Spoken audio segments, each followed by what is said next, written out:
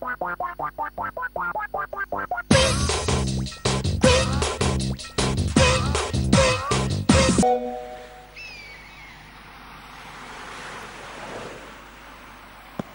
co si budeme hrát dneska? Na zápasy sumo. Na šermování. Co ty, červánku? Hele!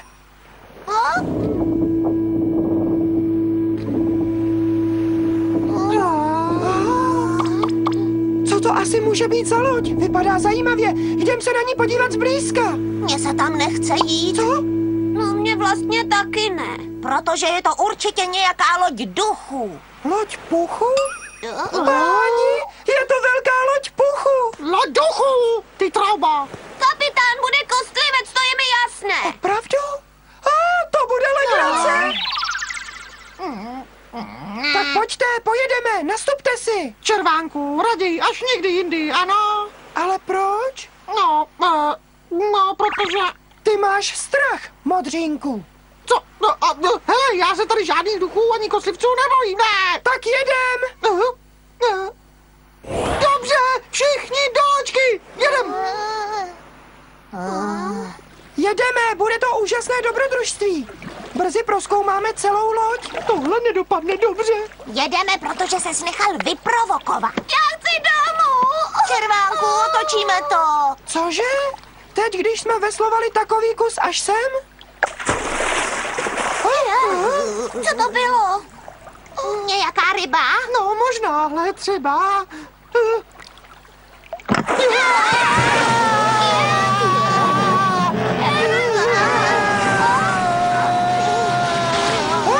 Podívejte, teď nemusíme veslovat. To je ale rychlost. Tak už jsou ti duchové tady. Pintilko, odpust mi, že se tě tak zlobila a odmlouvala. To není přece možné. Určitě se nám to jenom všechno zdá.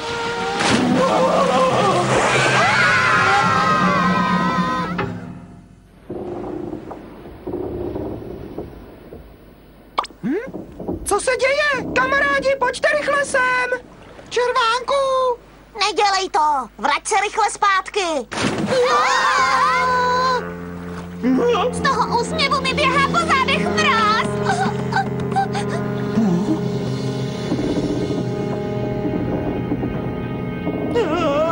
Duchové jdou na nás.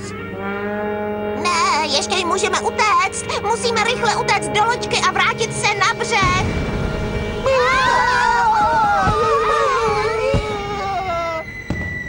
Jste našimi 4444 návštěvníky.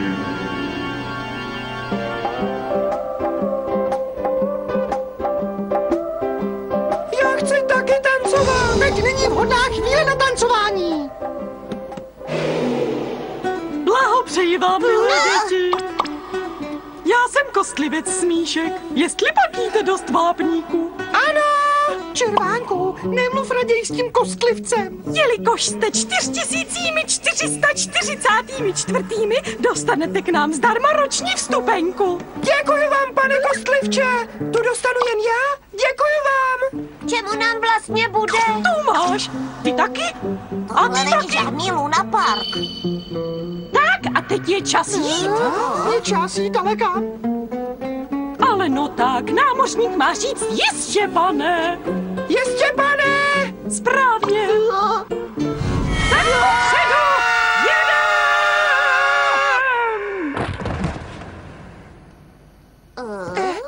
Je tu tma jak v pytli. No to tedy je. Děti, a teď zavoláme pěkně všichni. Jedem. Jedem.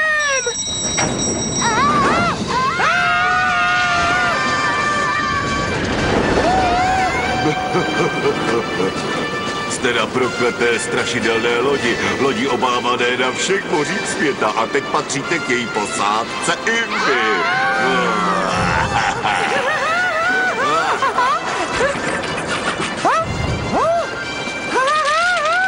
Kde to jsme? Vypadá to jako zábavní pár. Když se podíváš pořádně, tak nic nevypadá opravdové. Možná je to nějaká úplně nová atrakce. O, já jsem jim na to skočila. Tohle nejspíš udělali strojem na kouř. Děti, jestli pak pijete hodně mléka, Jistě, pane! tak to vám představím našeho kapitána Kostrouna. Pěkně se posaďte a utáhněte si pásy, ano? Co pak asi přijde teď? Je to tak napínavé? Jak jsme si mysleli, je to Luna Park. Jistě, že ano, strašidelné lodě neexistují. Ale jsme tu jediní návštěvníci, moc peněz asi nevydělávají, to vám řeknu. Ano. Tak jste všichni připraveni? Zavoláme ho pěkně společně. Dobrá, kapitáne Kostroune! Kapitáne Kostroune!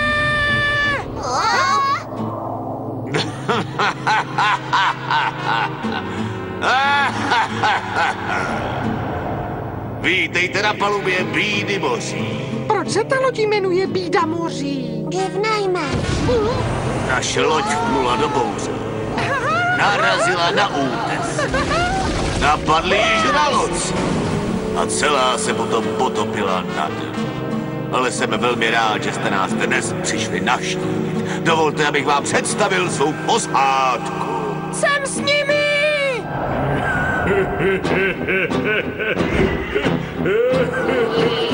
To je paráda! Musí to být nějaký trojrozměrný film.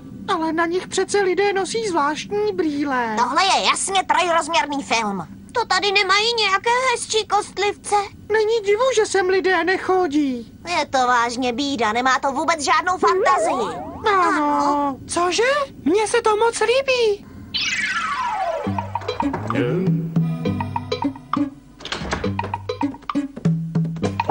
Radši už půjdeme domů, ne? Tak brzy? Vždyť je tady hrozná nuda. Horská dráha, vodní skuzovka, to musí být v každém správném lunaparku.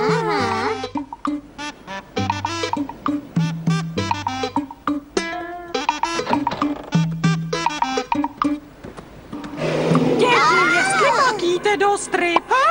Pane kostlivče Smíšku, rád vás vidím. Jsem rád, že tu máme takové veselé návštěvníky. Teď vám třeba můžeme ukázat, jak naše loď umí létat. Jste připraveni? Jistě, pane! Tak můžeme začít.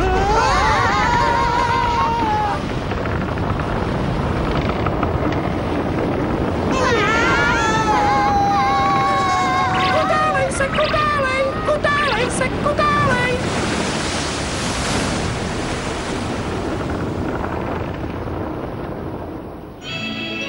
To je ale veliký mrak.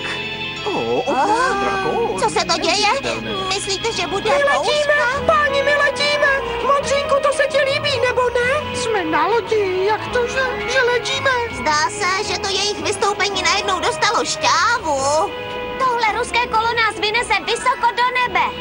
Neřekl bych, že je to zrovna ruské kolo.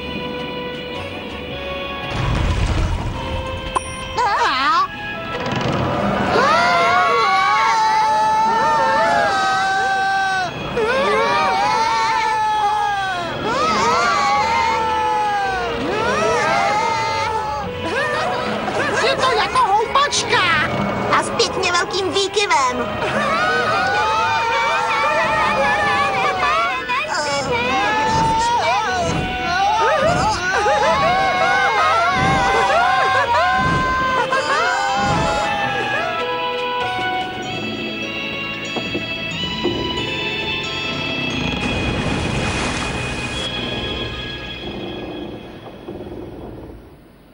Tak co, bavíte se u nás dobře, děti? Jistě, pane. To rád slyším. Na památku si vás vyfotografujeme. Pěkně k sobě. Takže sír. Děkuji, nechci se fotit. Takové fotky můžou být pěkně drahé. Bude mě to stát kapesné. Nebojte se, je to všechno zadarmo. Já jsem si to tady dneska opravdu moc užil, děkuju. Můžeme zase někdy přijít? Jistě, že dokud bude platit vaše roční vstupenka. Na dnešní den nikdy nezapomenu. Děkujeme za uznání. Když na nás lidé nezapomenou, tak to jsme nejšťastnější kostlivci na světě.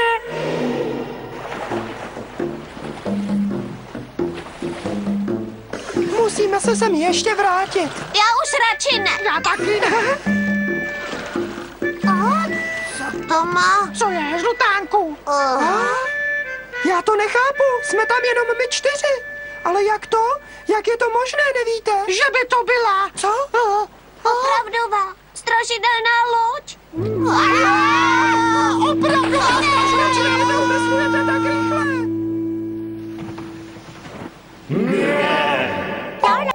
V každém městě žijí nějací nevrlí lidé. Paní Vrána je taková nepříjemná přísná dáma, která žije ve velkém zámku úplně sama. Už mám zase horečku, ale nějaká chřipka mě nemůže porazit.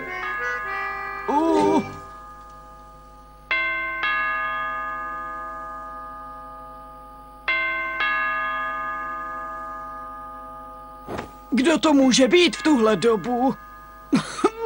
Doufám, že to zase není červánek, protože bych se před ním hrozně styděla, kdyby mě zahlédl v tomhle šíleném stavu. Červánku! Paní Vráno, je vám dobře? Slyšel jsem, že máte chřipku, tak jsem hned běžel sem. Což, kdože má chřipku? Já to nejsem. Jak vidíš, jsem naprosto zdravá, nic mi nechybí. Takže tě tu k ničemu nepotřebuji, běž raději domů.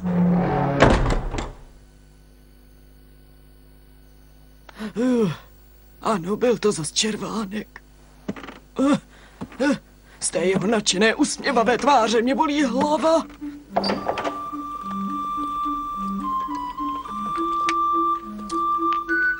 Hej, chlapče, jak jsi se sem dostal? Paní Vráno, teď můžete odpočívat. Pan Breptík mě naučil, jak se máme postarat o nemocného.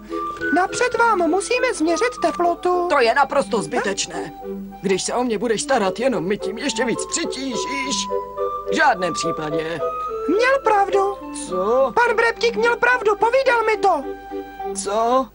Povídal mi, že řeknete v žádném případě, ale když paní Vrána řekne v žádném případě, je ve skutečnosti moc ráda. Taky mi říkal, že mě máte ráda, takže bych se o vás prý měl moc dobře starat. Já se na to opravdu těším, paní Vráno. Tohle ti říkal? Ano, teď si musíte odpočinout. Hej, chlapče, počkej přece. Až vám změříme teplotu, zatopíme, aby to bylo teploučko. Pěkně teploučko. Pěkně teploučko. Je to tak v pořádku? Nebo je vám ještě zima? Nemám trochu přitopit?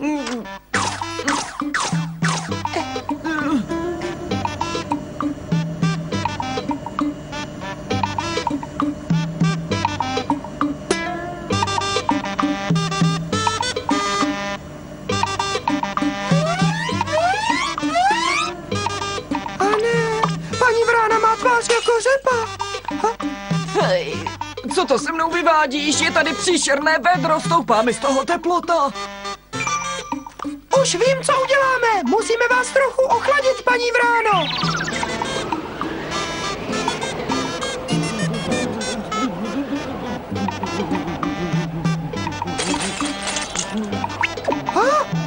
Ona mi zmrzla. Koukej, zmize domů. Prosím tě, na kolenou tě, prosím, nech mě už být, dobře?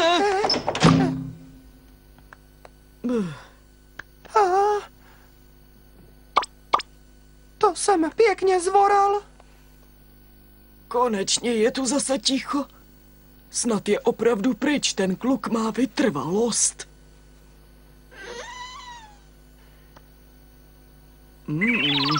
Uvařím vám rýžovou kaši.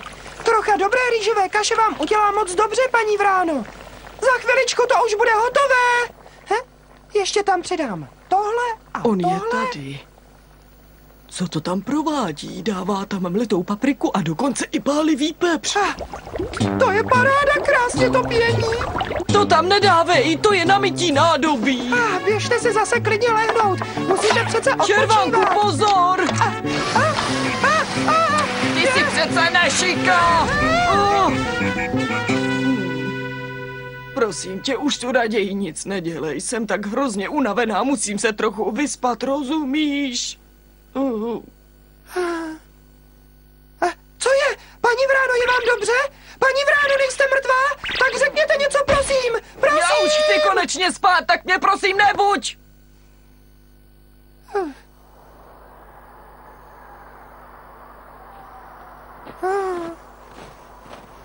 Červánku! Jak se má paní Vrána, Červánku? Je jí čím dál tím hůř a můžu za to já. Ale já jsem jí přinesl dárek. Jaký dárek, pane Breptíku? No, je to jedna její pěkná fotografie z dětství. Možná tomu ani nebudete chtít věřit, ale paní Vrána má ráda slunečnice. Když byla mladá dívka, smála se sama jako nádherná slunečnice. Lidé ji taky tak říkali, naše malá slunečnice. Řekl jsem si, že jí ta stará fotka možná udělá velikou radost. Aha, takže paní Vrána má ráda slunečnice. Slunečnice, slunečnice. Červánku! Kam to běžíš? Musím najít slunečnice, slunečnice, slunečnice. Co to zase dělá? Slunečnice uprostřed zimy. Dokonce ani v květinářství je nemají. Slunečnice! Když dostane slunečnici, určitě se hned uzdraví. Slunečnice, slunečnice, slunečnice, slunečnice!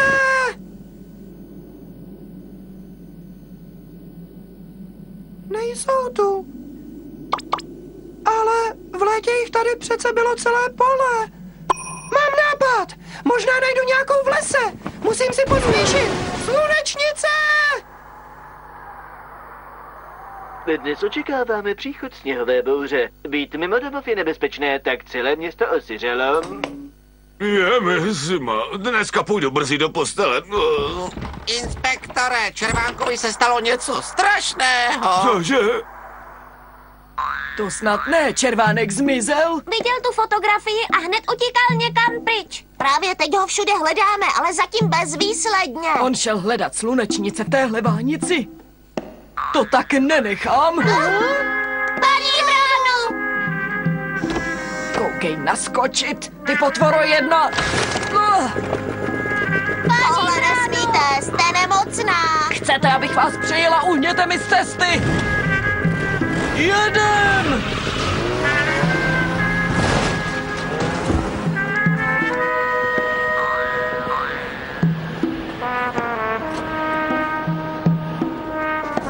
Když budu hledat pořádně, určitě nějakou slunečnici někde najdu. Někde najdu. Někde najdu.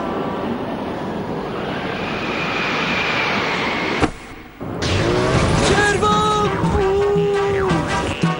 Červánku! Kde jsi, ozvi se nám? Červánku, kde pak jsi? Ta chumelenice pořád zesiluje. Nedá se nic dělat, takhle ho nenajdeme.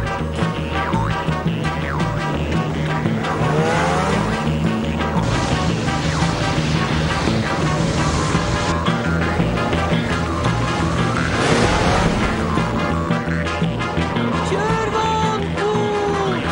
Červánku!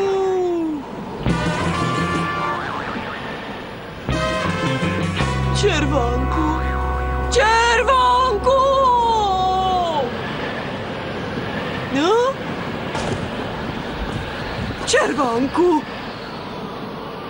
Paní Vráno, tady jsem vám našel slunečnici. Brzy se ozdravte, prosím. To jsi mi udělal. Udělal si slunečnici. Ty jeden hlupáčku. Ty jeden malý hlupáčku, co s tebou mám jenom dělat? Moje chřipka z ničeho nic zmizela a všechno je jenom díky tobě. A teď, Červánku, půjdeme domů a dáme si něco teplého k jídlu.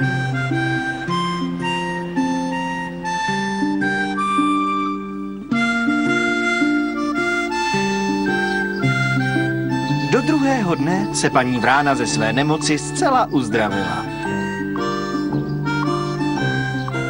Už jsem zase zdravá jako buk, takže dnes vyperu všechno špinavé prádlo. Slunečnice, slunečnice.